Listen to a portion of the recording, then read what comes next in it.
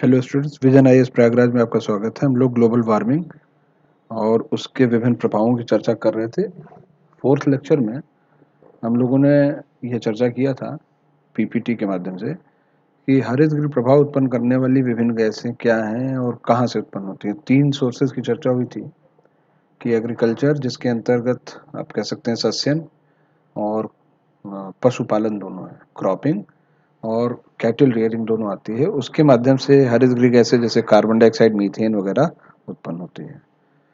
फिर fossil fuel और biomass burning कृषि की क्रियाओं में, या आप कह सकते हैं औद्योगिक क्रियाओं में या घरेलू क्रियाओं में हम विभिन्न प्रकार की ईंधनों का दहन करते हैं, बायोमास को बर्न करते हैं। इसके कारण भी हरितगृह गैसें carbon dioxide, methane, nitrous oxide वगैरह निकलती हैं। और फिर डिफॉरेस्टेशन एक ऐसा ही कह सकते हैं प्रणाली है जो हरितगृह प्रभाव पर अपना एक जो है प्रभाव छोड़ती है और उसकी वजह से हरितगृह प्रभाव में जो है वृद्धि हो जाती है। फिर दूसरे बॉक्स में अगर आप देखें तो हम लोगों ने यहाँ पहले 3 बॉक्स दिखा रहे हैं किस तरीके से ग्रीन हाउस गैसेस GHGs जो है वो कलेक्ट होती हैं। जब वातावरण में हरितगृह गैसों की मात्रा बढ़ जाती है तो इसका जो प्रभाव वातावरण पर पड़ते हैं उन्हें हरितगृह प्रभाव कहा जाता है। हरितगृह प्रभाव का आशय क्या होता है कि वातावरण में थर्मल जो रेडिएशन है वो अंदर आता तो है परंतु बाहर नहीं निकल पाता, और इस ग्रीन हाउस जो गैसेस होते हैं उनकी वजह से ग्रीन हाउस इफेक्ट उत्पन्न होता है। इस ग्रीन हाउस इफेक्ट के कारण ग्लोबल वार्मिंग होती है। भूमंडलीय ऊष्मन की क्रिया हरितगृह गैस के प्रभाव के कारण होती है, और जब भूमंडलीय ऊष्मन यानी ग्लोबल वार्मिंग होता है तो फिर ये कंट्रीब्यूट करता है क्लाइमेटिक चेंज यानी जो जलवायु परिवर्तन है, जो आज की बहुत महत्वपूर्ण समस्या है।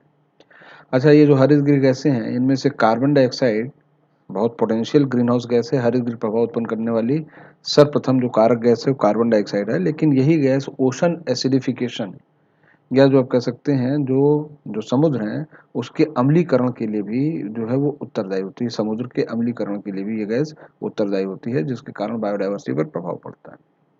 आज हम लोग जो चर्चा करेंगे कि हरितगृह गैसें जब वातावरण में छूटती हैं तो इन हरितगृह गैसों के वातावरण में रिलीज होने के इफेक्ट्स और इम्पैक्ट क्या हैं।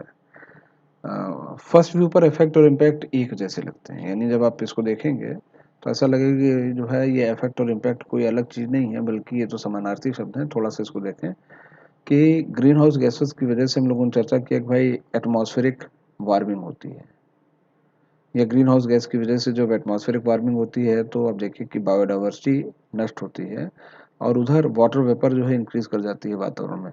तो एटमॉस्फेरिक वार्मिंग सीधा जो है उत्पन्न होती है ग्रीन हाउस गैसों की वजह से।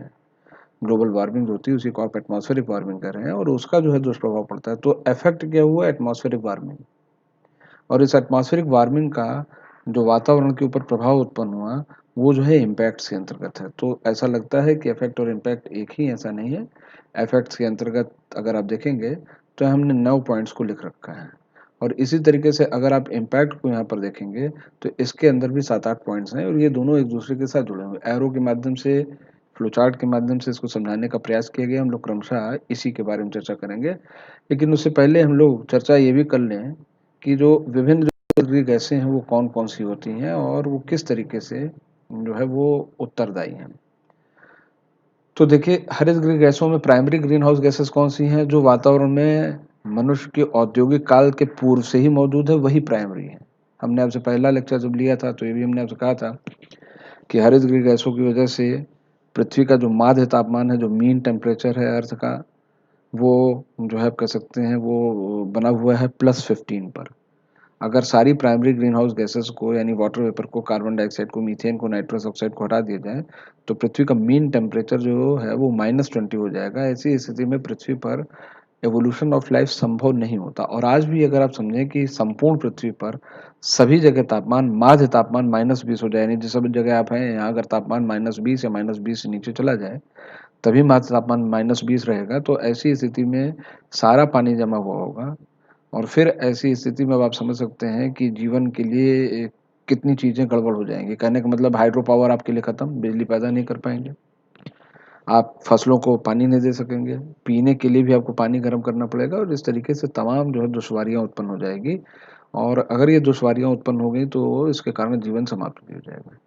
फिर मनुष्य ने अपनी जो है आवश्यकताओं के लिए विभिन्न प्रकार की एंथ्रोपोजेनिक गैसेस का निर्माण किया। एंथ्रोपोजेनिक गैसेस का निर्माण किया। एंथ्रोपोजेनिक का मतलब होता है मनुष्य के द्वारा निर्मित। तो बहुत सारी ऐसी गैसें हैं जो हरितगृह प्रभाव उत्पन्न करती हैं, जो मनुष्य ने अपनी आवश्यकता के लिए उत्पन्न किया, जैसे CFC, HCFC, PFC, tetrafluoromethane, nitrogen trifluoride, sulphur hexafluoride आदि। ये एंथ्रोपोजेनिक ग्रीन हाउस गैसेस हैं। अच्छा, तुलनात्मक चार्ट के द्वारा इस चीज़ को और स्पष्ट किया जाने की आवश्यकता है। Long lived green house gases से मतलब क्या है? ऐसी सभी गैसें हैं जो वातावरण में लंबे समय तक रहती हैं, वो लंबे समय तक अपना प्रभाव उत्पन्न करती हैं, इनको long lived green house gases कहा जाता है। Carbon dioxide, methane, nitrous oxide, ये तो प्राइमरी ग्रीन हाउस गैसेस हैं। और इसके अतिरिक्त CFC and other fluorinated gases, जिसका निर्माण हमने और अपने समय समय पर किया है। अब मनुष्य की गतिविधि के कारण देखिए, carbon dioxide, methane, nitrous oxide और जलवाष्प तो पहले से ही वायुमंडल में मौजूद है। यहाँ long lived green house gases में अगर आप देखें तो वाटर वेपर की चर्चा नहीं की गई, उसकी मात्रा की वातावरण में चर्चा नहीं की गई। उसका कोई मतलब भी नहीं है, क्योंकि आपको मालूम है कि ह्यूमिडिटी कभी भी 100% से ज़्यादा वातावरण में नहीं होगी। जब भी कभी ह्यूमिडिटी लेवल 100% से ज़्यादा होगा तो प्रेसिपिटेशन हो जाएगा, वर्षण की क्रिया के द्वारा सारी ह्यूमिडिटी वापस जल रूप में बदल जाएगी। तो ऐसी स्थिति में परसेंटाइल वृद्धि की तो हम चर्चा कर ही नहीं सकते। और नंबर 2 चीज़ ये है कि प्राइमरी ग्रीन हाउस गैसेज में जो वाटर वेपर है उसमें मनुष्य का कॉन्ट्रीब्यूशन 0 के बराबर है। ज़्यादातर वाटर वेपर जो वायुमंडल में है वो सूर्य के द्वारा है। 70% पृथ्वी का भूभाग पानी के द्वारा आच्छादित है। मोर देन 70% अर्थ की सरफेस जो है वो सी के द्वारा कवर्ड है। और उसके ऊपर जब सोलर इंसुलेशन पड़ता है तो बहुत बड़ी मात्रा में जलवाष्प का निर्माण वहीं पर होता है। ठीक है कि आप सांस लेते हो तब भी आप जलवाष्प छोड़ते हो, प्रेशर कुकर की सीटी बजती है तब भी जलवाष्प रिलीज हो जाती है, जो थर्मल पावर स्टेशन हैं वो भी बड़ी मात्रा में जलवाष्प उत्पन्न करते हैं। ये सारी चीज़ें हैं, लेकिन फिर भी मनुष्य के द्वारा जितनी जलवाष्प का निर्माण किया जाता है वो लॉन्ग टर्म वैल्यू पर अगर हम देखें तो उसका क्लाइमेटिक चेंज में कोई योगदान नहीं है, और इसीलिए उसकी चर्चा नहीं की गई।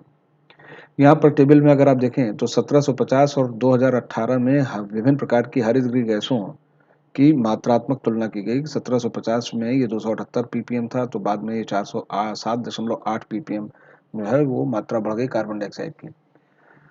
यहाँ दो संकेतक हैं, एक ppm और नीचे ppb। ppm का अर्थ होता है पार्ट पर मिलियन। कहने का मतलब है प्रति 10 लाख भाग में कितने भाग। यानी अगर हम ये कह रहे हैं कि 1750 में कार्बन डाइऑक्साइड की मात्रा 278 ppm थी, यानी गैसों के 10 लाख अणुओं में उस समय कार्बन डाइऑक्साइड के अणु की संख्या कुल 278 थी। और 2018 पहुंचते पहुंचते इसकी मात्रा आप देखिए कि 10 लाख गैसों के अणु में कार्बन डाइऑक्साइड की मात्रा 407.8 पहुंच गई। तो ऐसी स्थिति में ये परसेंटाइल इंक्रीज 147% है। अच्छा, विभिन्न हरितगृह गैसों में सबसे बड़ा कंट्रीब्यूटर तो वैसे तो जलवाष्प है। मतलब प्राइमरी ग्रीन हाउस गैसेस जिसकी चर्चा हम लोगों ने इससे पहले की थी, इसमें वाटर वेपर जो है सबसे बड़ा कंट्रीब्यूटर होता है। लेकिन वाटर वेपर का जो कंट्रीब्यूशन, क्योंकि हम उसको मानते हैं कि मनुष्यों का कोई उसमें हस्तक्षेप नहीं है, इसलिए हम उसको सूची में शामिल नहीं करते। तो कार्बन डाइऑक्साइड से हमारी सूची स्टार्ट होती है। समस्त हरितगृह प्रभाव उत्पन्न करने वाली गैसों में कार्बन डाइऑक्साइड का योगदान 66% है, मीथेन का 17% है, नाइट्रस ऑक्साइड का 6% है, CFC and other fluorinated gases का परसेंटाइल 11 है। अब आपको लगेगा कि टेबल जो है गलत लिखी गई है। Carbon dioxide number 1, methane number 2, nitrous oxide number 3 और CFC and other fluorinated gases 11%, और CFC and other fluorinated gases को 4th नंबर पर रखा गया है। तो CFC and other fluorinated gases में CFC, HCFC, PFC और इसके अतिरिक्त सल्फर हेक्सल फ्लोराइड है, नाइट्रोजन ट्राइफ्लोराइड, ये सारी की सारी गैसें इसमें शामिल हैं। तो बहुत सारी गैसों का एक ये बास्केट है। अच्छा, percentile increase carbon dioxide, methane और नाइट्रस ऑक्साइड का है, लेकिन CFC के परसेंटाइल इंक्रीज की चर्चा नहीं की गई, इसलिए क्योंकि सारी की सारी CFC 1930 के बाद ही उत्पन्न हुई, यानी 1930 के बाद इसका प्रोडक्शन शुरू हुआ है। तो हम 1750 में क्योंकि CFC थी ही नहीं, तो उससे तुलना हम यहाँ पर नहीं कर सकते। अच्छा, अगली सूची जो है वो अगर आप देखिए तो global warming potential for 100 years है। अब इसमें समस्या क्या है, अलग अलग गैसें वातावरण में अलग अलग समयावधि के लिए सक्रिय अवस्था में रहती हैं। यानी मीथेन पता लगा कि वातावरण में 12 वर्ष तक के लिए है, और 12 वर्ष के बाद फिर मीथेन वातावरण से हट जाती है। यानी अगर मीथेन का एक अणु आज वातावरण में पहुंचा है तो 12 वर्ष के बाद जो है ये एटमॉस्फेयर से रिलीज हो जाएगा। कार्बन डाइऑक्साइड कुछ पहले ही रिलीज हो जाएगी, नाइट्रस ऑक्साइड कुछ और स्टेबल रहेगी। तो कहने का मतलब है अलग अलग गैसें वायुमंडल में अलग अलग समयावधि तक रहती हैं। तो तुलनात्मक यानी हरित गृह प्रभाव उत्पन्न करने की उनकी जो पोटेंशियल की तुलना है वो 100 ईयर का एवरेज लेकर के हम करते हैं। यानी हम उसको जो है कह सकते हैं उसको वेटेड एवरेज लेते हैं, और 100 साल तक अगर कार्बन डाइऑक्साइड रहती तो उसका क्या प्रभाव होता है, और अगर मीथेन रहती तो उसका क्या प्रभाव होता है, यानी हम टाइम स्पेन जो है इक्वल कर लेते हैं। ग्लोबल वार्मिंग पोटेंशियल जो उत्पन्न करने वाली जो गैसेस हैं इसकी मात्रा जो है सबसे पहले सेकेंड एआरसी में जो है वो कह सकते हैं शामिल की गई थी, सेकेंड एआरसी में।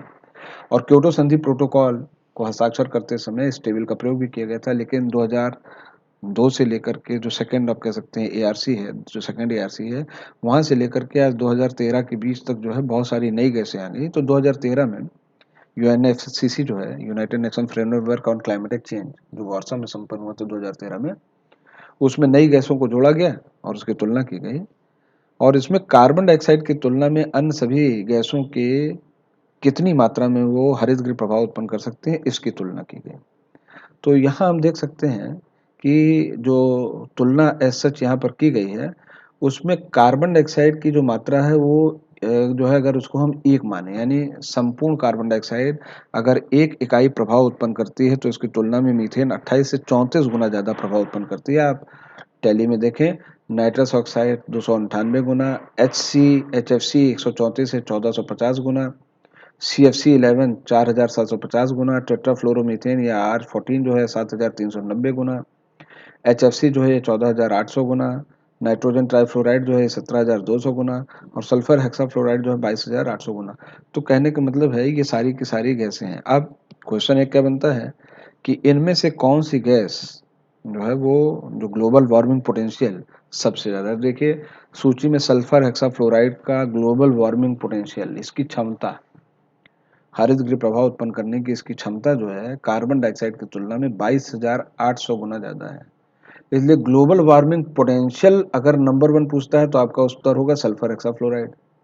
और अगर समस्त हरित गृह गैसों में सर्वाधिक प्रभाव कौन गैस उत्पन्न करती है तो आप पहली लिस्ट पर जाइए, देखिए कार्बन डाइऑक्साइड 66%। दोनों क्वेश्चन आपके यहाँ आ चुके हैं, ये दोनों इस तरीके के क्वेश्चन आते रहे हैं।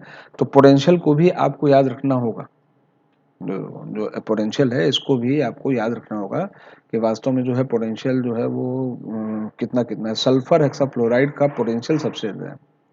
हमने पहले ही आपसे कहा कि सेकेंड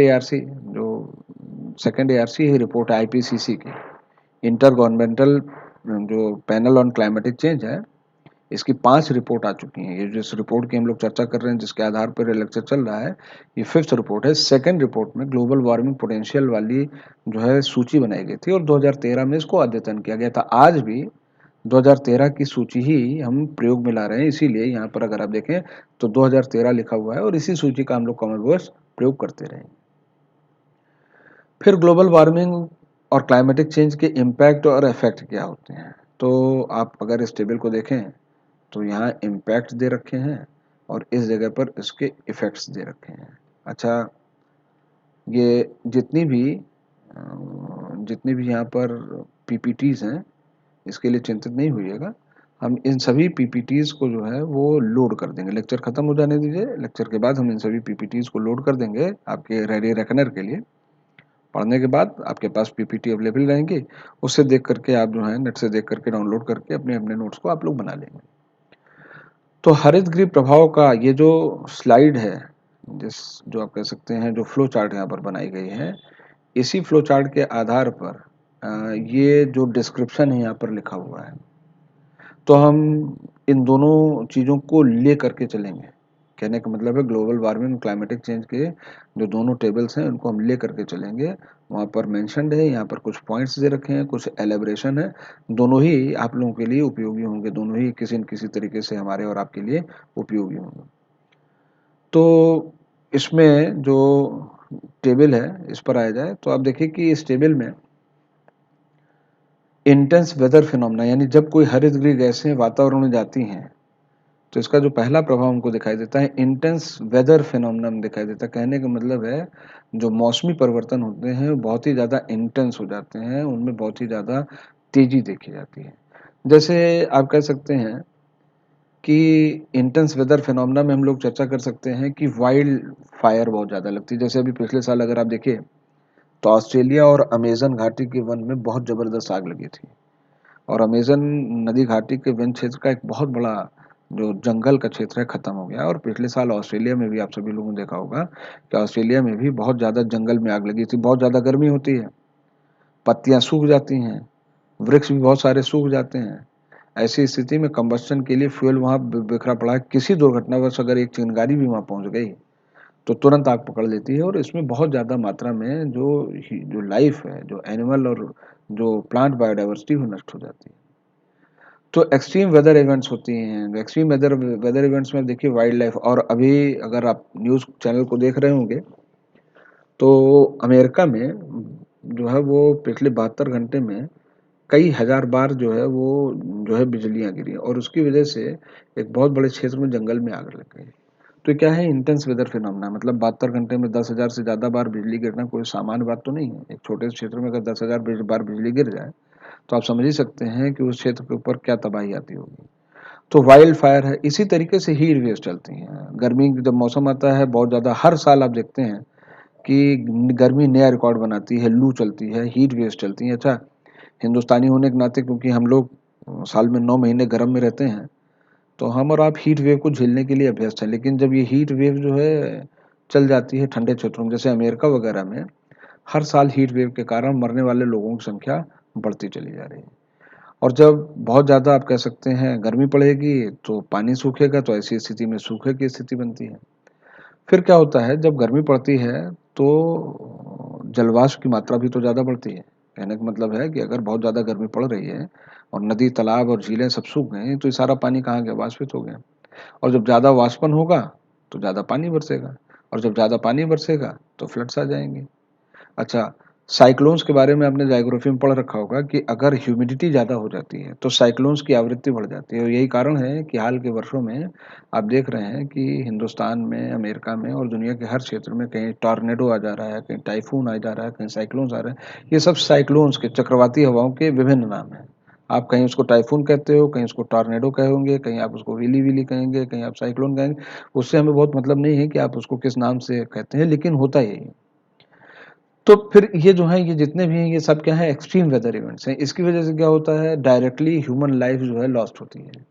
मतलब हीट वेव लग जाने के कारण या बहुत ज़्यादा सूखे के कारण या बहुत ज़्यादा बाढ़ आ जाने के कारण, साइक्लोन के आ जाने के कारण direct loss to human life होता है और मनुष्यों की प्रॉपर्टी भी अच्छी खासी नुकसान में जाती ही जाती है। अच्छा, सूखे आदि कारण, जंगल में आग लगने के कारण बहुत ज़्यादा मात्रा में वेजिटेशन सफ़र कर जाता है। बहुत ज़्यादा मात्रा में जो वनस्पतियाँ होती हैं नष्ट होती हैं और क्रॉप प्रोडक्शन भी जो है डिमिनिश कर जाता है, क्रॉप प्रोडक्शन भी कम हो जाता है। तो इस तरीके से जो एक्सट्रीम वेदर इवेंट्स हैं, जो एक्सट्रीम वेदर चीज़ें हैं, इनकी वजह से आप देखिए कि कितना ज़्यादा नुकसान हो जाता है। फिर कार्बन डाइऑक्साइड गैस जब वातावरण में जाती है तो न केवल ये ग्लोबल वार्मिंग कॉज करती है, लेकिन अगर आप यहाँ देखेंगे तो कार्बन डाइऑक्साइड गैस जो है, कार्बन डाइऑक्साइड गैस जब पानी में घुलती है तो कार्बोनिक एसिड बनाती है। कार्बन डाइऑक्साइड गैस जब पानी में घुलती है तो कार्बोनिक एसिड बनाती है। कार्बोनिक एसिड की मात्रा, अब क्या है, पानी में कार्बन डाइऑक्साइड रेडिली घुलती है, बहुत आसानी से घुल जाती है। तो समुद्रों में कार्बन डाइऑक्साइड बहुत ज़्यादा मात्रा में घुलने के कारण धीमे धीमे समुद्रों में पीएच मान में परिवर्तन आ रहा है। समुद्र के पानी की अम्लीयता का स्तर बढ़ता जा रहा है और क्योंकि समुद्र के पानी की अम्लीयता का स्तर बढ़ता जा रहा है तो इसका एक दुष्प्रभाव पड़ रहा है कोरल ब्लीचिंग के ऊपर। कोरल्स, जो कोरल की चट्टानें होती हैं उसको आप रीफ कहते हो। कोरल यानी मूंगा जो है, मूंगे की चट्टान को आप रीफ कहते हो। और उसके अम्लीय होने के कारण, रीफ एसिडिफिकेशन होने के कारण, अगर आप इस एरो को पकड़ करके नीचे आएंगे तो बायोडाइवर्सिटी लॉस होगा। आप में से जिन लोगों ने इकोलॉजी एनवायरनमेंट साइंस को पढ़ रखा होगा, आप लोग अच्छी तरीके से जानते हैं कि समुद्री जैविकता का जो सबसे बड़ा जो क्षेत्र है वो कोरल रीफ होती हैं। तो कोरल रीफ की ब्लीचिंग हो रही है, कहने का मतलब है कोरल रीफ जो है अपने रंग को छोड़ दे रहे हैं, धीमे धीमे वो सफ़ेद होते जा रहे हैं और बहुत बड़ी मात्रा में जैविकता वहाँ पर नष्ट होती जा रही है। अच्छा, वैसे भी ये जो कोरल रीफ है, ये केवल समुद्र के तापमान के बदलने के कारण भी जो है कोरल ब्लीचिंग हो रही है। यानी कोरल ब्लीचिंग के दो संभव कारण होते हैं। कोरल ब्लीचिंग का एक कारण ओशन एसिडिफिकेशन है। कोरल ब्लीचिंग का एक दूसरा जो कारण होता है समुद्र के तापमान में वृद्धि है। तो ग्रीन हाउस प्रभाव के कारण समुद्र में तापमान में वृद्धि आती है। आगे अभी हम लोग एक रिपोर्ट की चर्चा करेंगे जिसमें आप देखेंगे कि 1970 से लेकर के 2019 तक लगातार समुद्र के पानी में परिवर्तन होता चला जा रहा है। फिर ग्रीन हाउस इफेक्ट के कारण जो है, जब बहुत ज़्यादा मात्रा में गर्मी पड़ती है तो ग्लेशियर्स और पोलर कैप्स मेल्ट कर रहे हैं। कहने का मतलब है कि अंटार्कटिका का जो क्षेत्र है और इसी तरीके से नॉर्थ पोल वाला जो क्षेत्र है, वहाँ पर अगर आप देखेंगे तो उस जगह पर जो है धीमे धीमे बहुत बड़ी मात्रा में जो है पोलर कैप मेल्ट डाउन होती चली जा रही है। अच्छा, पोलर आइस है, ग्लेशियर्स हैं। ग्रीनलैंड जो है, नाम तो ग्रीनलैंड है लेकिन इसका ज़्यादातर भाग जो है वो बर्फीला है और बहुत बड़ी मात्रा में ग्रीनलैंड में आइस मेल्ट हुई है। इसके कारण पोलर आइस की मात्रा घटती जा रही है, ग्लेशियर्स पिघलते जा रहे हैं। ये उम्मीद लगाई गई है, आईपीसीसी की रिपोर्ट में ये उम्मीद लगाई गई है, मतलब ये आप कह सकते हैं संभावना, उम्मीद करना तो शब्द गलत होगा, ये संभावना व्यक्त की गई है कि 2030 से लेकर के 2060 के बीच में हिमालय के सभी ग्लेशियर समाप्त हो जाएंगे। मतलब अगर भूमंडलीय तापमान बढ़ेगा तो क्या लिखा है कि ग्लेशियर्स जो है बहुत बड़ी मात्रा में पिघलना शुरू होंगे। तो ये इट इज़ एक्सपेक्टेड, ये एक्सपेक्ट किया गया है, ये संभावना व्यक्त की गई है कि 2030 से लेकर 2060 के बीच में बहुत बड़ी मात्रा में ग्लेशियर के पिघलने के कारण उत्तरी भारत के हिमालय में जितने भी ग्लेशियर्स हैं सब पिघल जाएंगे, वहाँ पानी हो जाएगा शून्य। तो जब पानी शून्य हो जाएगा तो गंगा और यमुना और इसकी जो ट्रिब्यूटरीज हैं और उधर सिंध और उधर ब्रह्मपुत्र, जितनी भी नॉर्थ इंडिया के प्लेन्स में बहने वाली नदियां हैं, जब सब ग्लेशियर्स निकलती हैं, सब ग्लेशियर सूख जाएंगे तो ये वर्षवाही नदियां खत्म हो जाएंगी। ये जो पेरेनियल रिवर्स हैं इनमें पानी ही नहीं बचेगा, और जब पानी नहीं बचेगा तो अब आप समझ सकते हैं कि पूरे उत्तरी भारत में जो पानी का पूरा नेटवर्क है, अगर वो अचानक खत्म हो जाए तो कितना बड़ा सूखा पड़ेगा।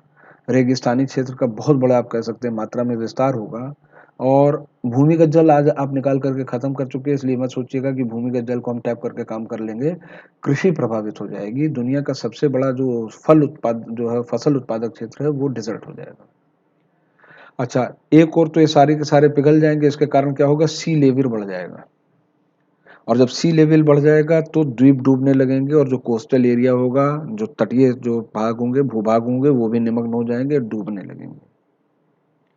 हमने एक लेक्चर में इससे पहले भी ये कहा था कि सी लेवल के बढ़ने के कारण द्वीप डूबने लगेंगे, ये अब संभावना की बात नहीं रही है।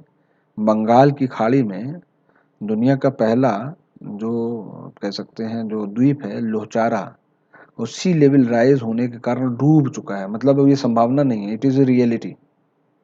बंगाल की खाड़ी में लोहचारा द्वीप, लोहचारा, बंगाल की खाड़ी में स्थित लोहचारा द्वीप सी लेवल राइज होने के कारण डूब चुका है। अच्छा, ये जो कह सकते हैं सी लेवल है, जब सी लेवल बढ़ेगा तो कोस्टल एरिया धीमे धीमे, जो समुद्र का तटीय इलाका है, समुद्र स्तर बढ़ता जाएगा तो कोस्टल एरिया का सबमर्जेंस बढ़ता जाएगा। दुनिया की समस्त आबादी का 50% भाग, दुनिया की समस्त आबादी का 50% भाग समुद्र तट से 50 किलोमीटर के दायरे में रहता है।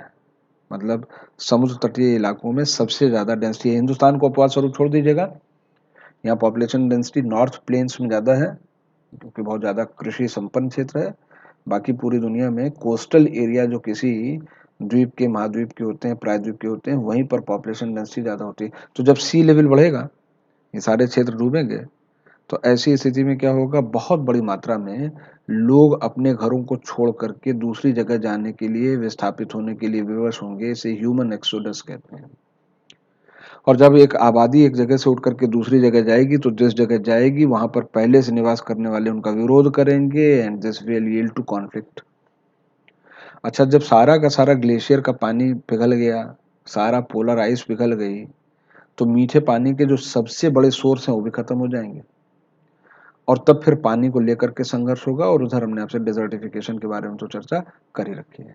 तो कहने का मतलब है कि सिचुएशन बड़ी ग्रिम होने वाली है। ये धीमे धीमे जो सिचुएशंस होंगी बहुत ग्रिम हो जाएंगी, बहुत ही आप कह सकते हैं प्रभावशाली ढंग से अगर इसको रोकने का उपाय न किया गया तो ऐसी स्थिति में जो है स्थितियां हमारे और आपके लिए बद से बदतर होती चली जाएंगी। तो ग्लोबल वार्मिंग के सीधे प्रभाव हैं। इस सीधे प्रभाव के कारण जो है मनुष्यों की जो आबादी है उसके ऊपर पूरा का पूरा दुष्प्रभाव इसी तरीके से पड़ना तय है। फिर हरितगृह गैसों के बढ़ने के कारण भूमंडलीय तापन होगा। ऐसी उम्मीद की जा रही है कि जब तापमान होगा तो इंसेक्ट्स की मात्रा बढ़ेगी, कीट पतंगों की मात्रा बढ़ेगी। बहुत सारे कीट पतंग जो हैं, जैसे आप कह सकते हो मक्खी हो गए, मच्छर है, ये क्या है, कीट हैं, इंसेक्ट्स हैं। और ये क्या है, ये वास्तव में विभिन्न रोगों के वेक्टर्स हैं, उसके वाहक हैं। तो ऐसी स्थिति में अगर जो है इनकी मात्रा बढ़ेगी, इंसेक्ट्स की मात्रा बढ़ेगी, तो डिजीज के वेक्टर्स की मात्रा बढ़ेगी। कहने की मतलब है डिजीज और तेजी से फैलेंगी। इसी तरीके से जो पेस्ट हैं, यानी आप कह सकते हैं कीड़े मकोड़े बढ़ेंगे तो फसल के ऊपर लगने वाले कीड़े मकोड़ों की संख्या बढ़ेगी, और जब ये सब होगा तो फिर ऐसी स्थिति में कृषि की जो क्रिया होगी, क्रॉप एंड वेजिटेशन सफर कर जाएगा। और अगर जो आप कह सकते हैं पेस्ट और वेक्टर बढ़े, अगर वाहकों की संख्या बढ़ी, तो ह्यूमन लाइफ के ऊपर जो है, उसके हेल्थ के ऊपर जो प्रभाव पड़ना तय होगा। और जब भोजन नहीं मिलेगा और बहुत ज़्यादा लोगों की तबीयत खराब होने लगेगी, तो उस क्षेत्र को छोड़ने के अलावा आपके पास और कोई विकल्प नहीं होगा। अच्छा, इस पेस्ट की वजह से हैबिटेट डिस्ट्रक्शन होगा। आपने क्या कहा कि जब बहुत ज़्यादा प्रकार के जो है पेस्ट आ जाएंगे, बहुत ज़्यादा प्रकार के, जैसे बहुत ज़्यादा आप कह सकते हैं फसल नष्ट करने वाले कीड़े पैदा हो गए, जैसे अभी टिड्डी दल ने हमला किया था। तो जब टिड्डी दल हमला करेगी और ऐसा हर साल होगा, तो कितना ज़्यादा क्रॉप नुकसान होगा। और जब क्रॉप का नुकसान होगा तो केवल क्रॉप ही नहीं जाएगा, विभिन्न जीवधारियों के रहने के लिए, निवास करने के लिए जो हैबिटेट हैं वो भी पूरी तरीके से नष्ट होते चले जाएंगे। तो हैबिटेट डिस्ट्रक्शन भी इसी के साथ आकर के जुड़ जाएगा। फिर क्लाइमेटिक चेंज हो रहा है, एटमॉस्फेरिक वार्मिंग होगी। अच्छा, जब एटमॉस्फेरिक वार्मिंग होगी तो तापमान के बढ़ने के कारण प्रत्येक फसल और प्रत्येक जीवधारी एक निश्चित तापमान में, एक निश्चित कह सकते हैं वायुमंडलीय क्षेत्र में ही रहने के अभ्यस्त होता है। जैसे एक क्वेश्चन आपके यहाँ सिविल सेवा में पूछा गया था कि ग्लोबल वार्मिंग के कारण आम की बौर पहले आने लगी। उत्तर है हाँ, बिल्कुल आने लगी। तो ऐसा क्यों हो रहा है? जिस तापमान पर आम की बौर आती है, अगर वो फरवरी में से पहले ही आने लगेगा तो आम की बौर तो और पहले आने ही लगेगी। तो प्रत्येक जो जीवधारी है एक विशेष तापमान में रहने का अभ्यस्त है, उसको एक विशेष प्रकार का एटमॉस्फेयर ही सूट करता है। जब आपका एटमॉस्फेरिक वार्मिंग होगी तो बायोडाइवर्सिटी लॉस होगा, और जब बायोडाइवर्सिटी लॉस होगा तो एक्सटिंक्शंस होंगे। जब विभिन्न प्रकार की जो बायोडाइवर्सिटी नष्ट होगी, जब विभिन्न प्रकार की जैविकताएं नष्ट होगी, तो आप कह सकते हैं कि बहुत बड़ी मात्रा में जो है जैविकता नष्ट होगी। जो जैविकता नष्ट हो रही है ग्लोबल वार्मिंग की वजह से, जो जैविकता नष्ट हो रही है मनुष्य के कारणों से, जो जैविकता इस समय नष्ट हो रही है, उसको सिक्स्थ मास एक्सटिंक्शन कहा जा रहा है। ये कम से कम छठी बार है कि जब जो है वो बहुत बड़ी मात्रा में जैविकता नष्ट हो रही है।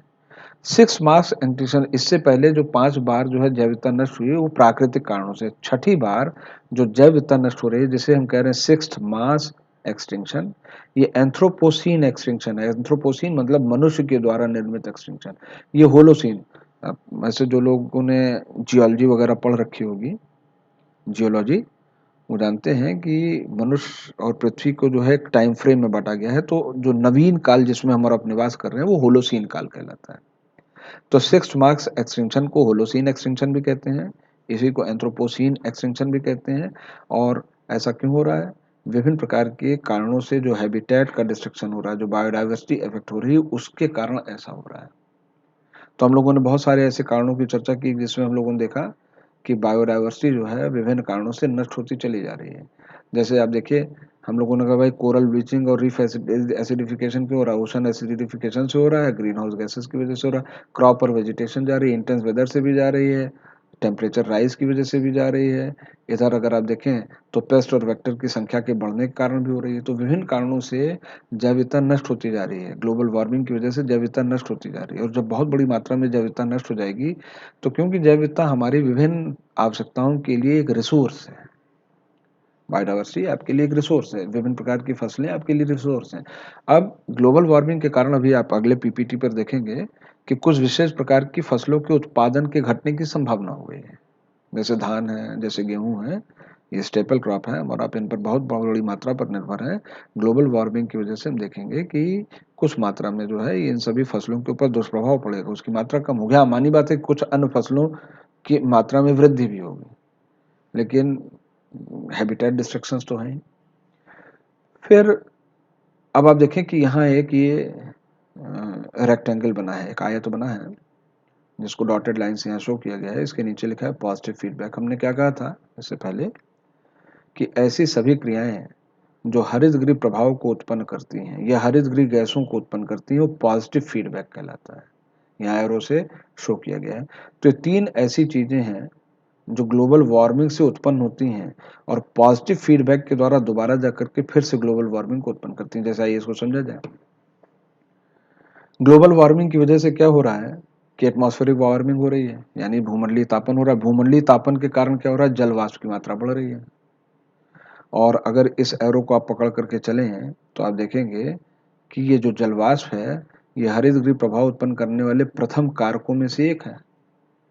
तो हम क्या कर रहे हैं, ग्लोबल वार्मिंग की वजह से भी एक दुष्चक्र हो गया।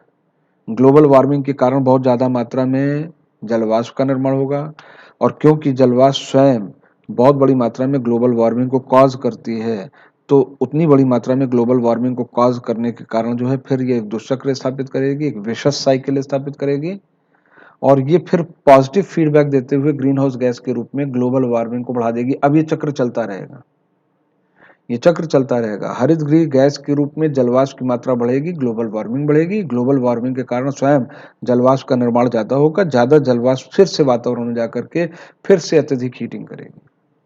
अच्छा, फिर इसी तरीके से अगर आप देखें तो अभी हम लोगों ने क्या चर्चा किया था कि भाई जो ध्रुवीय क्षेत्र है वहाँ पर बर्फ, और इसी तरीके से ग्रीनलैंड में बर्फ और ग्लेशियर्स की बर्फ जो है पिघल जाएगी। ग्लेशियर की जब बर्फ पिघलेगी तो पृथ्वी की सतह पर बर्फ का जो आवरण होगा उसकी मात्रा कम होगी। देखिए स्नो कवर रिडक्शन लिखा है, और जब स्नो कवर रिडक्शन हो जाएगा तो सूर्य की किरणें, बर्फ सूर्य की किरणों की अधिकांश मात्रा को वापस रिफ्लेक्ट बैक कर देती है।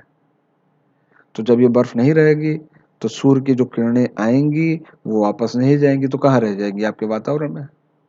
और जब वातावरण में रह जाएंगी तो ऐसी स्थिति में भूमंडलीय तापन होगा, और जब भूमंडलीय तापन होगा तो मानी बात है कि जो सोलर एनर्जी का जो है रिफ्लेक्शन रिड्यूस हो जाएगा, और जब इसका रिफ्लेक्शन रिड्यूस हो जाएगा तो ज़्यादातर ऊष्मा यहीं रह जाएगी, तो ग्लोबल वार्मिंग कॉज करेगी। यानी जैसे जैसे पृथ्वी की सतह पर बर्फ के पिघलने के कारण बर्फ की मात्रा कम होती जाएगी, वैसे वैसे सूर्य के द्वारा रिफ्लेक्ट होकर के अंतरिक्ष में जाने वाली जो ऊष्मीय ऊर्जा है उसकी ज़्यादातर मात्रा वातावरण में रह जाएगी, और इसके कारण ग्लोबल वार्मिंग होगा। और जब ग्लोबल वार्मिंग होगा तो जितनी बची खुची बर्फ है और तेजी से पिघलेगी, और जब ये और तेजी से पिघलेगी तो फिर आप कह सकते हैं कमी होती जाएगी। ये भी एक दुष्चक्र हो गया। अच्छा, फिर दो चीजें समझिएगा, यहाँ लिखा है परमाफ्रॉस्ट लॉस और लिखा है क्लेथरेट मेल्ट। जो ध्रुव क्षेत्र से सन्निकट जो कह सकते हैं जो भूगर्भीय प्रदेश हैं पृथ्वी के, वो साल भर परमानेंटली बर्फ के आवरण से ढके रहते हैं। इस प्रकार की बर्फ के आवरण को परमाफ्रॉस्ट कहा जाता है। तो और परमाफ्रॉस्ट जो होती है, बर्फ जो होती है, इसके अंदर मीथेन की बहुत बड़ी मात्रा फंसी हुई है। तो जब बर्फ पिघलेगी तो ये मीथेन क्या होगी, वायुमंडल में ज्यादा जाएगी, और जब ये मीथेन जाएगी तो फिर एरो पकड़ करके चलिए आपको पॉजिटिव फीडबैक पर कहाँ ले जा रहा है, देखिए मीथेन गैस की मात्रा बढ़ा दे रहा है। और जब यहाँ पर ये मीथेन गैस की मात्रा इस तरीके से बढ़ा दे रहा है तो ग्लोबल वार्मिंग हो जाएगी, और जब ग्लोबल वार्मिंग होगी तो बर्फ और पिघलेगी, जब और पिघलेगी तो फिर और ज्यादा मीथेन निकलेगी, फिर से एक दुष्चक्र हुआ। एक पॉइंट क्लेथरेट मेल्ट है। क्लेथरेट क्लेथरेट क्या है, समुद्र के नीचे मीथेन गैस एक बड़ी भारी मात्रा में जल के अणुओं के बीच में फंसी होती है। केमिकल रूप से क्लेथरेट को 4CH4.23H2O से व्यक्त किया जाता है। कहने का मतलब है पानी के 23 अणुओं के जाल के बीच में मीथेन के 4 अणु फंसे होते हैं। अच्छा, देखने में सफेद रुई जैसी लगती है क्लेथरेट। इसी को जो आप कह सकते हैं जो फायर आइस कहा जाता है। क्लेथरेट एक रुई के फायर जैसा होता है, और अगर आप उस पर आग लगाएंगे तो नीली लौ के साथ वो जलना शुरू हो जाएगी। उसको फायर आइस भी कहते हैं, उसको क्लेथरेट भी कहते हैं, उसको मीथेन क्लेथरेट भी कहते हैं। तो समुद्र की सतह के नीचे, समुद्र की तली में क्लेथरेट के रूप में बहुत बड़ी मात्रा में मीथेन भंडार पड़ा है।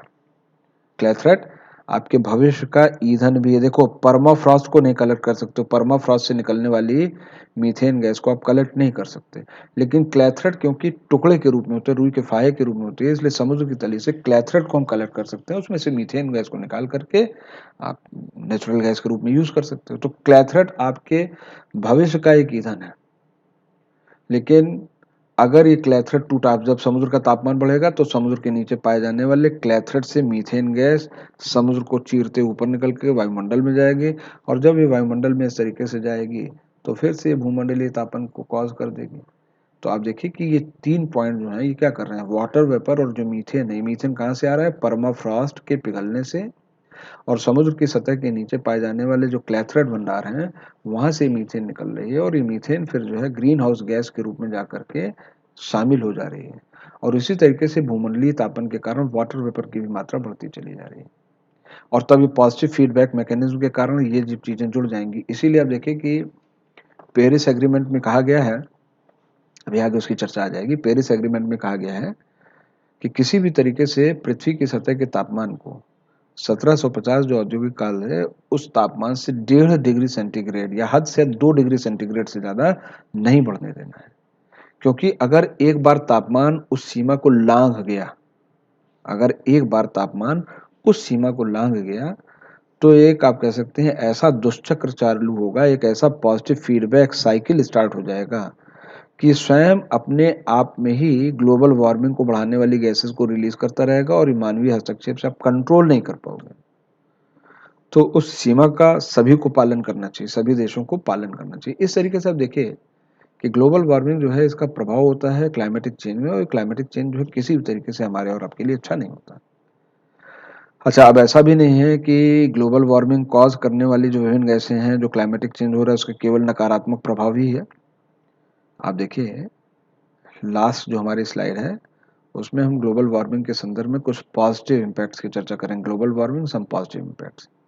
पहला क्या है, कार्बन डाइऑक्साइड फर्टिलाइजेशन इफेक्ट। देखिए वायुमंडल में कार्बन डाइऑक्साइड गैस की मात्रा बढ़ रही है और आपको ये भी तय है कि फोटोसिंथेसिस के लिए, प्रकाश संश्लेषण के लिए कार्बन डाइऑक्साइड गैस की मात्रा ज़्यादा जो है कार्बन डाइऑक्साइड गैस चाहिए। तो कार्बन डाइऑक्साइड की अगर वातावरण में मात्रा बढ़ेगी तो वनस्पतियों को प्रकाश संश्लेषण करने के लिए कार्बन डाइऑक्साइड गैस बड़ी सुविधा से मिलेगी, इसलिए प्रकाश संश्लेषण दर बढ़ जाएगी। ये कार्बन डाइऑक्साइड का उर्वरण प्रभाव कहलाता है, कार्बन डाइऑक्साइड का फर्टिलाइजेशन इफेक्ट कहलाता है। और इस फर्टिलाइजेशन इफेक्ट के कारण जो है, इस उर्वरण प्रभाव के कारण जो है फसल के उत्पादन में कुछ वृद्धि हो जाएगी। लंबे समय तक ये नहीं चलेगा लेकिन कुछ वर्षों में फसल के उत्पादन में आप वृद्धि देखेंगे। जब तापमान और बढ़ जाएगा तो फसल के लिए जब अनुकूल तापमान परिसर ही नहीं रहेगा, जब जो है आप कह सकते हैं एम्बिएंट टेम्परेचर रेंज नहीं रहेगी, तो फिर फसल अपने आप तबाह हो जाएगी। लेकिन प्रारंभिक कुछ वर्षों में इट इज एसएसडी कहा जाता है कि कार्बन डाइऑक्साइड फर्टिलाइजेशन इफेक्ट होगा और उस फर्टिलाइजेशन इफेक्ट के कारण उत्पादन में वृद्धि हो जाएगी। अच्छा, फिर क्या है, improvement of waterways in Arctic sea, जो उत्तरी सागर है पूरी तरीके से जमा हुआ है और वर्ष के ज़्यादातर समय वहाँ पर नेविगेशन करना, वहाँ पर नौवहन करना संभव नहीं है। लेकिन जब उत्तरी सागर की सारी बर्फ पिघल जाएगी तो ऐसी स्थिति में रूस के उत्तरी भाग से लगे हुए और जो स्कैंडिनेवियन कंट्रीज हैं उनके उत्तर भाग में लगे हुए उत्तरी सागर जो आर्कटिक सी है उसके पिघलने के कारण वहाँ पर कुछ अन्य जलमार्ग भी उपलब्ध हो जाएंगे जो आज उपलब्ध नहीं है और इसका लाभ वहाँ पर निवास करने वाली जनता को सीधे मिलेगा। क्योंकि अगर वाटरवेज मिल जाएंगे तो इससे आप जानते ही हैं कि इससे टूरिज्म भी बढ़ेगा, इससे विभिन्न प्रकार की बिजनेस एक्टिविटी, इकोनॉमिक एक्टिविटीज भी बढ़ेंगी। तो ठीक है कि ये निगेटिव है लेकिन जो वहाँ के तात्कालिक निवासी उनके लिए तो लाभ होगा। अच्छा, ओजोन होल के निर्माण के लिए दो विशेष प्रकार के बादल चाहिए होते हैं। जिन लोगों ने ओजोन छिद्र पर हमारा लेक्चर अटेंड नहीं किया है, पीछे आप देखेंगे तो ओजोन होल के ऊपर हमारे लेक्चर्स पड़े हुए हैं, उन लेक्चर्स को अटेंड कर लीजिएगा तो आपको समझ में आएगा कि ओजोन होल के लिए दो तरीके के बादल चाहिए होते हैं जिनका तापमान जो है -75 के आसपास होना चाहिए। और जब भूमंडलीय तापन होगा तो जो बादल होंगे वो एब्सेंट हो जाएंगे और जब बादल एब्सेंट हो जाएंगे तो ओजोन छिद्र के निर्माण की तीव्रता कम हो जाएगी। वैसे भी कम हो चुकी है मनुष्य के हस्तक्षेप से। जो है मॉन्ट्रियल संधि प्रोटोकॉल के बाद जो काम किए गए हैं उसके कारण ओजोन छिद्र में एक गिरावट देखी गई है। लेकिन जैसे जैसे भूमंडलीय तापन बढ़ता जाएगा ओजोन होल उतना ही ज़्यादा रिड्यूस होता जाएगा। तीनों हैं तो पॉजिटिव इफेक्ट, लेकिन इनका मूल्य इतना नहीं है कि हम और आप ग्लोबल वार्मिंग को इन तीन कारणों से होने दें। कहने का मतलब है ग्लोबल वार्मिंग के कारण ज़्यादातर जो प्रभाव है नकारात्मक है। तीन कारण आप खोज करके निकालेंगे तो तीन कारण मिलेगा जो ग्लोबल वार्मिंग के पॉजिटिव इफेक्ट के रूप में है। लेकिन ये टोटल पॉजिटिव इफेक्ट इतने ज़्यादा नहीं है कि जिसका लाभ लेने के लिए हम खतरा उठाएं और नेगेटिव इफेक्ट के ऊपर हम ध्यान न दें, ये हमारे और आपके लिए बेहतर नहीं होगा।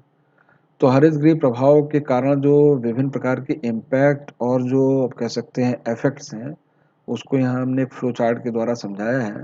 ये जो लेक्चर था उसी के संबंध में था। अच्छा, कुछ चीज़ें और भी हैं जिसकी चर्चा हम लोगों की जानी आवश्यक है। कहने का मतलब है कि हम लोग जो है कुछ विशेष प्रकार की रिपोर्ट्स हैं जो कि जो है हमारे पास मौजूद हैं, और प्रारंभिक परीक्षा की अगर आप लोग तैयारी कर रहे हो तो देखिए, special report on climatic change in land 2019 की एक रिपोर्ट है इम्पोर्टेंट। एक special report on ocean and cryosphere in changing climate 2019 है, और एक WMO का स्टेटमेंट ऑफ स्टेट है ग्लोबल क्लाइमेट इन 2019। ये तीन जो है बहुत ही इंपॉर्टेंट रिपोर्ट हैं जिनके ऊपर क्वेश्चन आ सकता है। क्लाइमेटिक चेंज परफॉर्मेंस इंडेक्स जो आखिरी रिपोर्ट है, इसके बारे में आप जानते भी होंगे कि पहली बार भारत जो है 9वें स्थान पर आ गया है। तो ये चार रिपोर्ट्स हैं जो कि प्रीलिम्स के लिए आपके लिए उपयोगी हो सकती है। तो पेरिस संधि हस्ताक्षर करने के बाद एक विवाद ये उठा कि तापमान को 1.5 डिग्री सेंटीग्रेड पर सीमित रखें या 2 डिग्री सेंटीग्रेड अगर पहुंच जाता है तब भी कोई हानि नहीं है। तो ये रिपोर्ट जो है ये बताती है कि वास्तव में 2 डिग्री सेंटीग्रेड से नीचे यानी 1.5 डिग्री सेंटीग्रेड तक ही कंटेन करना होगा। अगर हम तापमान को 1.5 डिग्री सेंटीग्रेड तक कंटेन करने में असफल हो जाते हैं तो ऐसी स्थिति में जो लैंड एरिया है, जो विभिन्न प्रकार के स्थलीय भूभाग हैं, उनके ऊपर बहुत ज़्यादा दुष्प्रभाव पड़ने वाला है। अब climatic change and land degradation, ये रिपोर्ट का पहला पॉइंट है। रिपोर्ट कहती है कि जब क्लाइमेटिक चेंज होगा और तापमान बढ़ेगा तो लैंड जो है वो खराब होगी। सही बात है, ग्लोबल वार्मिंग होगी, सूखा पड़ेगा, सूखा पड़ेगा, फसलें नष्ट होंगी, फसलें नष्ट होंगी तो ऐसी स्थिति में उनकी जो जड़ें होंगी वो नष्ट होंगी, और सॉइल बाइंडिंग खत्म हो जाएगी और डेजर्टिफिकेशन हो जाएगा। इंक्रीज्ड एरिडिटी, जब सूखा बढ़ेगा तो ऐसी स्थिति में हीट बढ़ जाएगी और इसके कारण सॉइल मॉइस्चर की कमी हो जाएगी, और इसकी वजह से और ज़्यादा सूखा होगा, और इसकी वजह से जब और ज़्यादा सूखा होगा, जैसा हमने भी कहा कि फसलें सारी की सारी चौपट हो जाएंगी। अच्छा, तापमान के बढ़ने पर तापमान के बढ़ने पर फोटोसिंथेसिस की मात्रा कम हो जाती है। ये एक साइंटिफिक फैक्ट है कि 40 डिग्री सेंटीग्रेड से ज़्यादा तापमान होने पर पौधों में प्रकाश संश्लेषण की क्षमता कम होने लगती है, क्योंकि फोटोसिंथेसिस के लिए जो एंजाइम्स होते हैं वो बिलो 40 डिग्री सेंटीग्रेड ज़्यादा काम करते हैं। तो अगर जैसे जैसे भूमंडलीय तापमान बढ़ेगा वैसे वैसे रिड्यूस फोटोसिंथेसिस होगी, और जब रिड्यूस फोटोसिंथेसिस होगी तो प्लांट्स की ग्रोथ अच्छी नहीं होगी, और जब प्लांट्स की ग्रोथ अच्छी नहीं होगी तो आपके लिए अनाज और अन्य फसलों और अन्य फलों का उत्पादन घट जाएगा, और जब ऐसा होगा तो भोजन करने के लिए जो है आपके पास आवश्यक सामग्रियां नहीं रहेंगी। अच्छा, क्लाइमेटिक चेंज होगा, भूमंडलीय तापन होगा तो ज़्यादा मात्रा में जो है वाष्पन होगा, और ज़्यादा मात्रा में वाष्पन होगा तो ज़्यादा मात्रा में रेनफॉल होगा, और ज़्यादा मात्रा में रेनफॉल होगा तो जैसा हमने कहा था फ्लडिंग होगी, और जब बहुत ज़्यादा मात्रा में बाढ़ आती है तो फसलें तबाही हो जाती हैं। कहने का मतलब है एक और इंटेंस गर्मी के कारण फसल जो चौपट होगी, और बाद में उसके कारण आने वाली रेनफॉल के कारण भी जो आप कह सकते हैं वो खत्म हो जाएगी। अच्छा, होता क्या है कि जो जो जो लैंड है, क्लाइमेटिक चेंज में जो है लैंड जो है दोनों तरीके से कार्य करती है। कहने का मतलब है क्लाइमेटिक चेंज के लिए लैंड स्वयं हरितगृह गैसों को उत्पन्न भी करती है, और इसके साथ साथ जो लैंड होती है क्लाइमेटिक चेंज की स्थिति में जो है कार्बन डाइऑक्साइड की मात्रा को कम करने का कार्य भी करती है। अगले पॉइंट में आप देखिए, कार्बन सोर्स। तो लैंड जो है वो स्वयं एक कार्बन का सोर्स हो जाती है, यानी उसके यूज करने से ही हम कार्बन की मात्रा को रिलीज कर सकते हैं। जैसे एग्रीकल्चर, जब आप कृषि करते हो तो carbon dioxide, methane, nitrous oxide जैसी गैसें निकलती हैं जो हरितगृह प्रभाव उत्पन्न करने वाली गैसें हैं। इसी तरीके से जंगलों में से भी और जो है विभिन्न प्रकार की ग्रीन हाउस गैसेस, विशेष रूप से मीथेन गैस निकलती है, और जब जंगल में कोई वनस्पति नष्ट हो जाती है, सड़ती है, तो कार्बन डाइऑक्साइड गैस भी निकलती है। लेकिन स्वयं वनस्पतियां जब प्रकाश संश्लेषण करती हैं तो वायुमंडलीय कार्बन डाइऑक्साइड को कैप्चर भी करती हैं। तो उसी जमीन पर उगने वाले पेड़ पौधे वायुमंडल की कार्बन डाइऑक्साइड को कैप्चर करते हुए कार्बन सिंक के रूप में कार्य करते हैं। ऐसी कोई भी गतिविधि जो वायुमंडल से कार्बन डाइऑक्साइड को निकाल देगी, कार्बन सिंक संबंधी गतिविधि के नाम से जानी जाती है।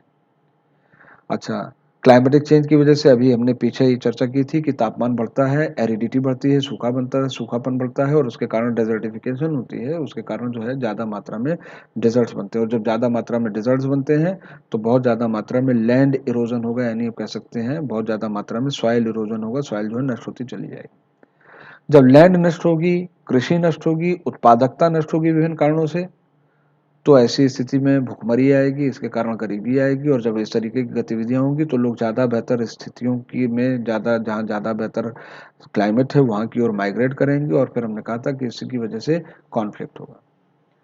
अच्छा, ये 2050 तक ये एसेस किया गया है कि 2050 तक जो अनाज होंगे उनकी दामों में 29% तक इजाफा होने की संभावना है।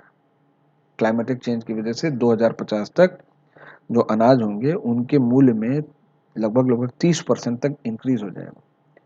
हमने पहले भी आपको संकेत दिया था कि एग्रीकल्चरल प्रोडक्शन बदलने वाला है, जैसे मक्का हो गया, जैसे कपास हो गया, जैसे गेहूं हो गया, जैसे आप कह सकते हैं शकरकंद हो गया। इन सब की जो उत्पादकता है वो जो है घट जाएगी। कहाँ पर? जो आप कह सकते हैं इन सब की उत्पादकता बढ़ जाएगी, कहाँ पर? हायर लेटीट्यूड पर।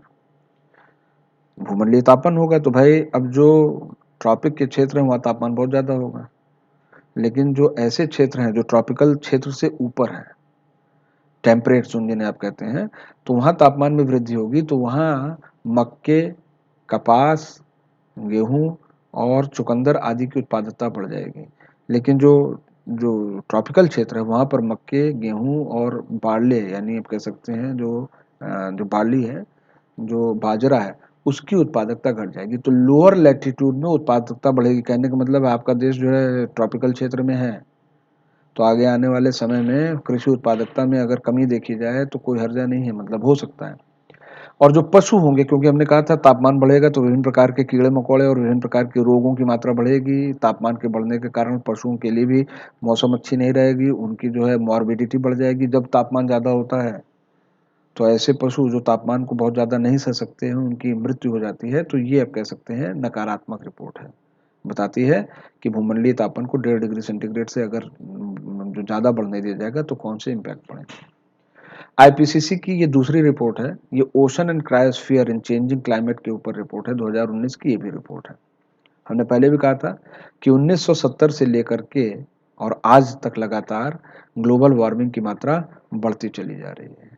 अच्छा, धीमे धीमे जो ज़्यादातर जो आप कह सकते हैं जो जो कार्बन डाइऑक्साइड जैसी गैसें हैं उनकी ज़्यादातर मात्रा जो है समुद्रों में कैप्चर होती जा रही है। अभी आगे इसके बारे में चर्चा करेंगे।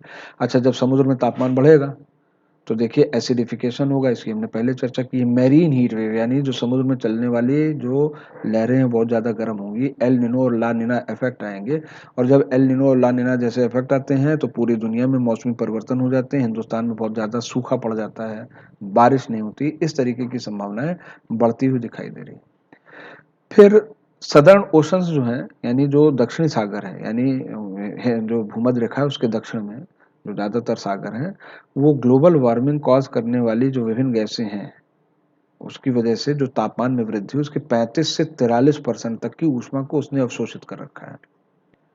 और समुद्र क्योंकि जो है 3 से 4 किलोमीटर तक गहरे हो सकते हैं, तो प्रारंभिक 2 किलोमीटर तक सबसे ज़्यादा ऊष्मा कैप्चर की गई है, और ये लगातार 1970 से 2017 तक इसकी मात्रा बढ़ती गई। इसकी वजह से क्या होगा? हमने पहले कहा है कि आर्कटिक और ग्रीनलैंड की जो है वो बर्फ पिघलती चली जाएगी, सी लेवल राइज होगा, इसके कारण जो है कोस्टल एरिया सबमर्ज कर जाएंगे। इसकी वजह से बहुत बड़ी और विशाल समुद्री लहरें उत्पन्न हो सकती हैं, और जब इस तरीके की विशाल समुद्री लहरें उत्पन्न होंगी तो तटीय क्षेत्रों के लोगों के ऊपर असर पड़ेगा।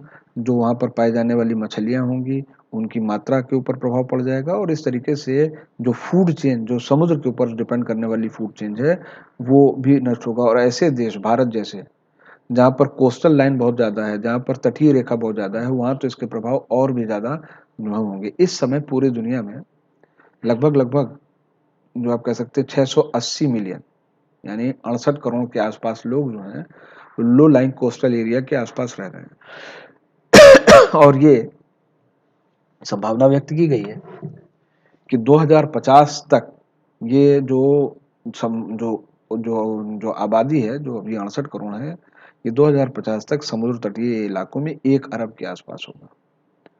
और तब क्या होगा अगर हम इसको कंट्रोल नहीं कर पाए? तो हमने अभी जब लेक्चर लिया था तो हमने बताया था कि सी लेवल राइज होने से क्या क्या खतरे होते हैं। तटीय क्षेत्र डूब जाएंगे, डूब जाएंगे। अब जैसे एक संभावना लीजिए, कहा जा रहा है मालदीव उन प्रमुख देशों में से, उन प्रमुख द्वीपीय क्षेत्रों में से होगा जो सबसे पहले डूबेंगे। अंडमान निकोबार, लक्षद्वीप भी डूबेगा। हमने एक दिन और आपसे कहा था कि भाई अंडमान निकोबार और लक्षद्वीप की जो पॉपुलेशन है उसको आप भारत के मेन लैंड पे ले आओगे, वो हमारे देश का भाग है। मालदीव के निवासी कहाँ जाएंगे, वो एक स्वतंत्र देश है और कोई भी देश दूसरे देश से रिफ्यूजीज नहीं ले सकता। आज देखिए रिफ्यूजीज की बड़ी भारी समस्या है, अपने देश की ही नहीं समस्या है। मतलब हम तो बहुत ही आप कह सकते हैं कोऑपरेटिव प्रकार के देश हैं। हमने तो अक्सर लोगों को बहुत ज़्यादा सहयोग किया और बहुत ज़्यादा रिफ्यूजीज, जैसे तिब्बत से रिफ्यूजीज आपके यहाँ आए, जैसे आप कह सकते हैं कि बांग्लादेश से आपके यहाँ रिफ्यूजीज आए, तो हमने मानवीयता के आधार पर बहुत बड़ी मात्रा में रिफ्यूजीज को अपने यहाँ रख रखा है। तो क्या फिर से जब ऐसी संभावना आएगी तो पूरी दुनिया में क्या हम फिर से रिफ्यूजीज को ले आएंगे, या कोई देश क्यों किसी देश को, और पूरी की पूरी पॉपुलेशन जब लेनी हो, एक दो चार दस सौ हजार हो तो चलो समझ में आता है, जब पूरा मालदीव डूबेगा तो वहां की जितनी भी पॉपुलेशन है जो भी हो वो किसी और देश में जाएंगे, तो क्या वो उस देश के नागरिक होंगे या अपनी नागरिक संहिता अपने साथ लेके जाएंगे? यानी क्या एक देश अपने भीतर किसी दूसरे देश को, पूरे देश को आश्रय देगा? कल को निवास करने के बाद कहेंगे हम एक स्वतंत्र देश हो जाएंगे, तो इस तरीके की समस्याएं हो जाएंगी। और तब फिर आप कह सकते हैं कि ये हमारे और आपके सर्वाइवल के लिए बहुत ही हानिकारक होगा। तो ये कहा जा रहा है आईपीसीसी के द्वारा, और अन्य जो संस्थाएं हैं वो ये कह रही हैं कि अगर इस तरीके के दुष्प्रभाव से बचना है तो ग्लोबल टेम्परेचर राइज को 1.5 डिग्री सेंटीग्रेड तक रोकना होगा 2030 तक। रिपोर्ट ये भी कह रही है कि वास्तव में विभिन्न देशों ने, जो आप कह सकते हैं पेरिस संधि समझौते में विभिन्न देशों ने अपनी अपनी आप कह सकते हैं ग्रीन हाउस गैसेस में कितना वो कटौती करेंगे, ग्रीन हाउस गैसेस को रोकने के लिए उनकी क्या योजनाएं हैं, वो प्रत्येक देश ने अपने हिसाब से एक योजना बनाई है और अपने हिसाब से योजना बना करके प्रस्तुत की है।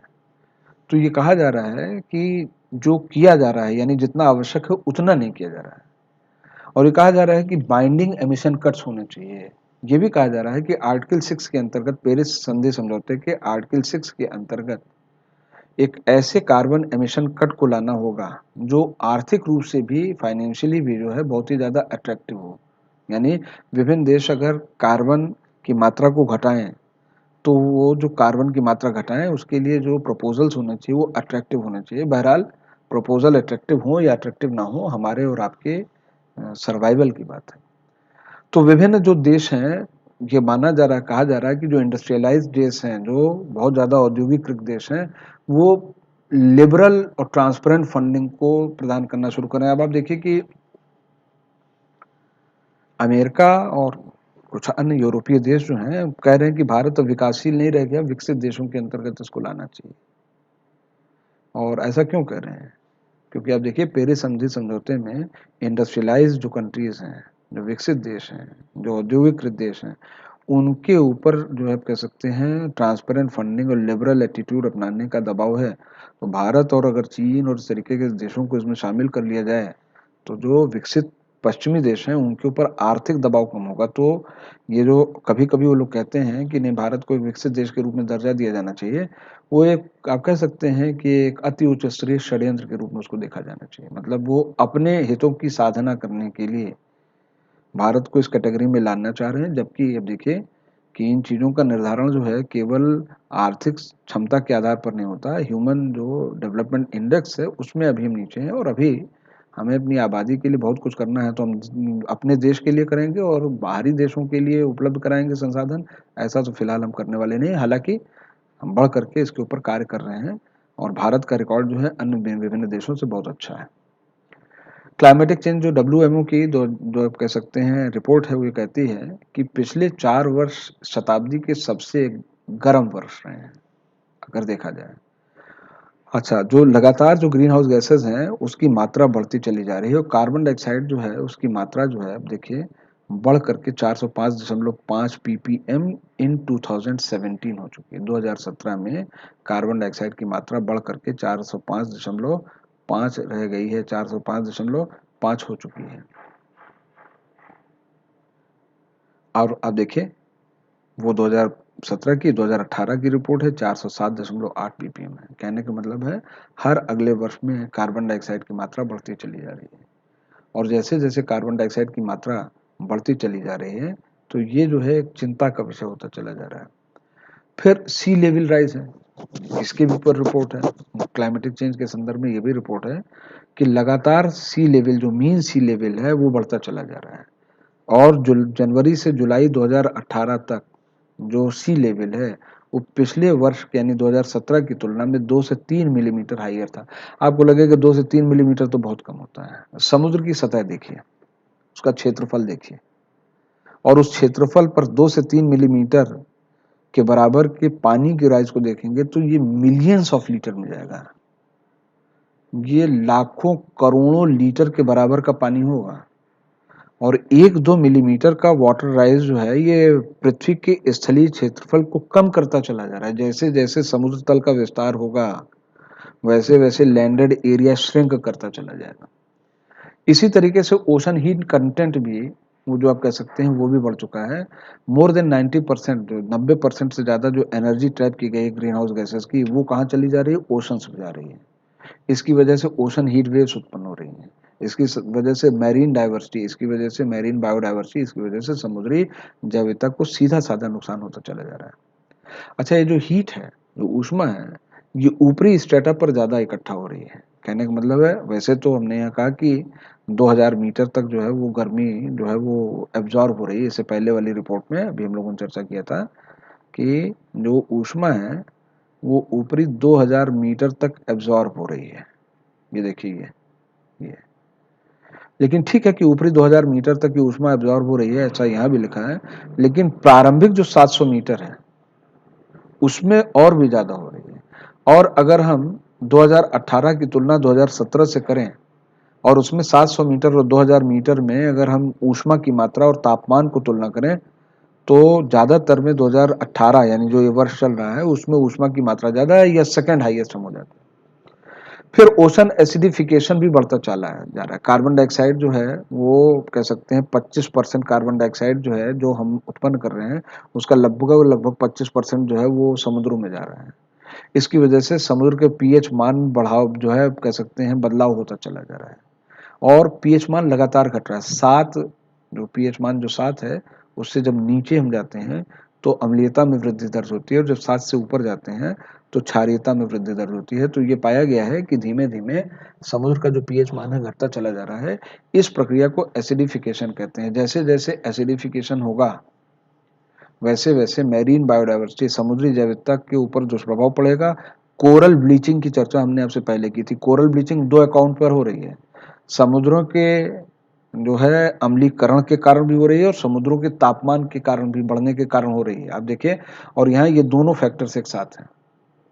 तो ओशन का जो पीएच मान है 1750 के बाद जो है लगातार जो है वो कम जो है बदलता चला जा रहा है। अच्छा, इसकी वजह से क्या हो रहा है? जब समुद्र अम्लीय होगा तो ऐसे जीवधारी जो कवचित हैं, जिनके ऊपर कैल्शियम कार्बोनेट का कवच है, जैसे ऑक्टोपस हो गया, जैसे आप कह सकते हैं सीप हो गए, शंख हो गए, घोंघे हो गए, या इसी तरीके से जो आप कह सकते हैं स्टारफिश वगैरह हो गए, इन सब में जो है धीमे धीमे इनके ऊपर का कवच जो है निष्क्रिय होता चला जा रहा है। उनका निर्माण नहीं हो रहा है, वो बढ़ नहीं रहा है। कहने का मतलब है जैविकता को हर तरीके से खतरा होता चला जा रहा है। जितने भी शेल्ड जीवधारी हैं, जितने भी कवचित जीवधारी हैं, घोंघा हो गया, शंख हो गया, सीपी हो गया, स्टार फिश हो गई, ऑक्टोपस हो गए, जो सीपिया हो गई, जैसे आप कटल फिश भी कहते हैं, इन सब की आबादी अब नष्ट धीमे धीमे होगी। क्योंकि जब इनके शरीर पर कवच का निर्माण नहीं होगा तो इनकी वृद्धि नहीं होगी और ये बहुत ही आसानी से अन्य जीवधारियों का शिकार बनते चले जाएंगे। अच्छा, जो समुद्र में पाई जाने वाली जो सी आइस है वो जो है बिलो एवरेज पहुंच गई और उसकी मात्रा भी लगातार कम होती चली जा रही है। वर्ल्ड ग्लेशियर मॉनिटरिंग सर्विस है, वर्ल्ड ग्लेशियर मॉनिटरिंग सर्विस है, जो विभिन्न प्रकार के मापदंडों का प्रयोग करते हुए, विभिन्न प्रकार के टूल टेक्नोलॉजी का प्रयोग करते हुए तुलना करते हैं, ग्लेशियर्स की मात्रा की तुलना करते चले जाते हैं। और तब फिर आप कह सकते हैं कि 2017 और 18 लगातार 31वां वर्ष था, 31st। देखिए 2017-18 was 31st consecutive year of negative mass balance। कहने का मतलब है लगातार 31 साल में ग्लेशियर की मात्रा कम होती चली जा रही है। और तब फिर ऐसी स्थिति में विभिन्न जगहों पर एक्सट्रीम क्लाइमेटिक स्थितियां उत्पन्न होंगी ही होंगी। आप देखिए कि उत्तरी भारत में, उत्तर भारत में 2017 और 18 में जो कोल्ड वेव्स चली थी उनकी वजह से जो है काफ़ी लोग हताहत हुए थे। करीब 135 लोगों की मृत्यु हो गई थी। ये देखिए, ये जनवरी 3 से 13 के बीच में 135 लोगों की कोल्ड वेव के कारण मृत्यु हुई थी, जबकि उत्तर प्रदेश में उतनी ज़बरदस्त कोल्ड वेव नहीं चलती है। या इसी तरीके से 2018 में जो केरल में जो रेनफॉल हुई थी, उसकी वजह से जो है बहुत ज़्यादा मात्रा में जो है प्रॉपर्टी और धन हानि हुई थी। इस तरीके से अगर आप देखिए तो इंटेंस वेदर जो है होती हैं। फ्लड्स जो हैं उन्होंने पूरी दुनिया में 35 मिलियन लोगों को प्रभावित किया। कहने का मतलब है 3 करोड़ 50 लाख लोग फ्लड के कारण प्रभावित हुए। यूएस में इंटेंस हीट वेव और वाइल्ड फायर यूरोप में चली। और इसी तरीके से आप कह सकते हैं साइक्लोन्स की बड़ी भारी मात्रा यूएसए में उसने प्रभावित किया, विभिन्न देशों को उसने प्रभावित किया। तो अगर हम ग्लोबल वार्मिंग को रोकने में नाकाम होंगे तो इस तरीके की एक्सट्रीम वेदर कंडीशंस बढ़ती चली जाएंगी और ये हमारे और आपके लिए ज़्यादा बेहतर नहीं है। अब क्लाइमेट चेंज परफॉर्मेंस इंडेक्स है 2020 का। देखिए क्लाइमेट चेंज परफॉर्मेंस इंडेक्स जो है इसके बारे में सबसे पहले इसका प्रस्ताव जो है जर्मन वॉच नाम की कंपनी ने दिया था। जर्मन वॉच ने और ये जो आप कह सकते हैं क्लाइमेट चेंज परफॉर्मेंस इंडेक्स है, ये विभिन्न देशों का निरीक्षण करती है, चुने हुए देशों का। और 14 इंडिकेटर्स हैं, यानी इनके पास 14 ऐसे इंडिकेटर्स हैं जिनका प्रयोग करते हैं। और इन 14 इंडिकेटर्स को उन्होंने 4 कैटेगरीज में बांटा है। ग्रीन हाउस गैसों का कितना एमिशन करता है कोई देश, इसका 40% वेटेज है। रिन्यूएबल एनर्जी का कितना यूज़ करता है, 20% इसका यूज़ है। एनर्जी किस प्रकार की यूज़ करता है, 20% है। क्लाइमेट पॉलिसी उसकी क्या है, इसका भी वेटेज 20% है। यानी इन 4 शीर्षकों में, इन 4 कैटेगरीज में 14 प्रकार के पैरामीटर्स को लेकर के एक टैली बनाई जाती है। प्रत्येक देश को उसके आधार पर अंक दिए जाते हैं। 2020 में जिन आप कह सकते हैं इसमें जो है 57 देशों को और जो यूरोपियन यूनियन है उसकी तुलना की जाती है। तो आप कह सकते हैं कुल मिलाकर के 58 देश हुए। तो 58 देशों की तुलना की जाती है। इन 58 देशों में भारत भी शामिल है। इन 58 देशों की जब तुलना की गई तो उसमें जो सबसे अच्छा जो परफॉर्मेंस था स्वीडन का था।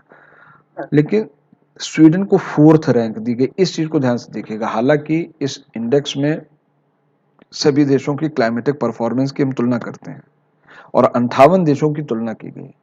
स्वीडन जो सबसे अच्छा जिसने काम किया उसको 4थी रैंक मिली, यानी प्रथम 3 रैंक पर कोई भी देश मौजूद नहीं है। इस इंडेक्स के आधार पर जो इसकी मान्यताएं हैं उसके आधार पर प्रथम 3 स्थान पर कोई भी देश नहीं पहुंचा, यानी किसी भी देश ने उन मानकों को प्राप्त नहीं किया जो प्रथम 3 स्थान पर जाने के लिए उपयोगी थे। तो चौथा स्थान, पहला जो टेबल पर सबसे टॉप पर है वो स्वीडन है और वो इट रैंक्स 4th। डेनमार्क इसके बाद है, मोरक्को उसके बाद है, यूनाइटेड किंगडम उसके बाद है, लिथुआनिया उसके बाद है और इंडिया 9वीं पोजीशन पर। अगर हम स्वीडन को पहला मान लें तो इंडिया 6ठे नंबर पर है। अच्छा, इस इंडेक्स में सबसे खराब परफॉर्मेंस यूएसए की है, ये 61वें नंबर पर मौजूद है, 61st। तो ग्लोबल वार्मिंग क्लाइमेटिक चेंज को लेकर के भारत सरकार बहुत ही आप कह सकते हैं सजगता से कार्य कर रही है। हमारे यहाँ अगर आप देखें तो उज्ज्वला ग्राम योजना के अंतर्गत विभिन्न ग्रामीणों को जो एपीएल बीपीएल के नीचे हैं उनको गैस मुहैया कराई गई है। किसानों के लिए सोलर पंप आधारित जो है पंपिंग सेट लगाए जा रहे हैं। ग्रामों में जो है विभिन्न ग्रामों में जो है सोलर सिस्टम पर आधारित रोड लाइट्स की व्यवस्था की जा रही है। सोलर एनर्जी के पोटेंशियल को बढ़ाने के लिए प्रोत्साहित किया जा रहा है कि लोग अपने रूफ टाइप पर, अपने छतों पर सोलर लाइट लगवाएं, उसका प्रयोग करें और उसको जो पावर कॉरपोरेशन उसको बेच करके उससे कुछ फायदा भी, उससे कुछ लाभ भी कमाएं। तो विभिन्न स्तरों पर कार्य कर रही है। सोलर एनर्जी पर भारत सरकार बहुत कार्य कर रही है। रिन्यूएबल एनर्जी सोर्सेज के विभिन्न जो चीजें हैं उनके ऊपर भी हमारी सरकार बहुत कार्य कर रही है। उम्मीद की जानी चाहिए कि भारत अपने सभी लक्ष्यों को प्राप्त करेगा और विभिन्न देश, भारत जैसे आप देखिए कि हम एक विकासशील देश हैं और विभिन्न औद्योगिक देशों में की अगर हम तुलना करें तो उसमें हम बहुत ऊपर हैं। क्लाइमेटिक रूप से जो सरकार, भारत सरकार कार्य कर रही है, विभिन्न देशों से हमारी जो अगर तुलना की जाए तो हमने बहुत बेहतर परफॉर्मेंस किया है। ग्लोबल वार्मिंग के क्या पॉजिटिव इम्पैक्ट होते हैं इसके बारे में हमने चर्चा पहले ही आपसे कर रखी है।